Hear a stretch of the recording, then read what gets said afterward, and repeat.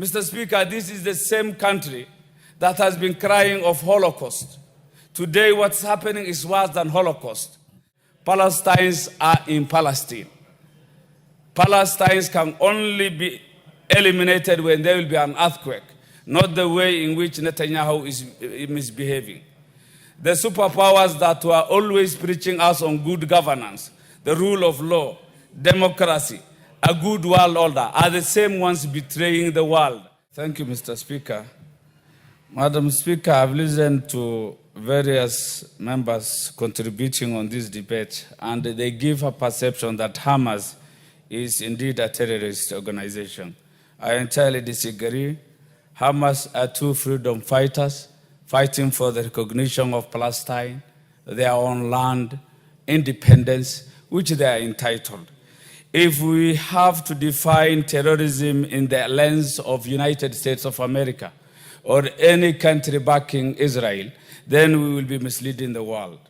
People who are seeking for freedom, the right to govern themselves, self-determination, these are the people who are worth being supported.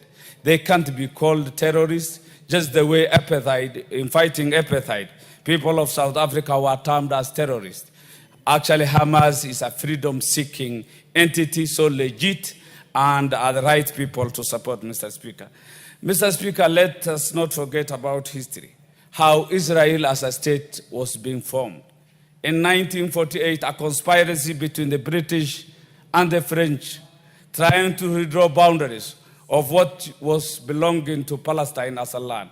It entirely sits on Palestine land. This is a fact in history that cannot be ignored. That aside, United Nations has failed. The veto powers are the ones who are supporting these atrocities. Extermination of the Palestinian community, women and children, the vulnerable lot in the society. Free aid, food aid cannot actually move to where it is needed. There is bombardment, extermination of what is really Palestine. That cannot be accepted. Palestinians are in Palestine. Palestinians can only be eliminated when there will be an earthquake, not the way in which Netanyahu is misbehaving. The superpowers that were always preaching us on good governance, the rule of law, democracy, a good world order, are the same ones betraying the world, are the ones watching the death of women and children, starving children to hunger. This is unacceptable, Mr. Speaker. This desperation has never been realized, the level of desperation in the world. I mean, this cannot be accepted. It can no longer be tolerated. There must be a state of Palestine that can govern itself, determine its own issues. Weapons from United States of America are being used to kill women and children. The US, the superpower, is watching without any kind of involvement. And every time they speak, they always talk of Hamas. They always talk of Hamas, a freedom fighter, a fighting entity. Mr. Speaker, this is the same country that has been crying of Holocaust. Today, what's happening is worse than Holocaust.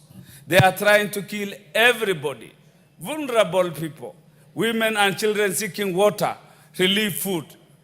I mean, what can only happen is people should be moving out of what is United Nations, because the United Nations Charter on Human Rights is entirely abused, Mr. Speaker. So mine is to call on the world, to order at least. The superpowers have failed. US is part and parcel of these atrocities. And I think the only way is for the rest of the world to join and make sure that this doesn't continue anymore. With those few contributions, I support.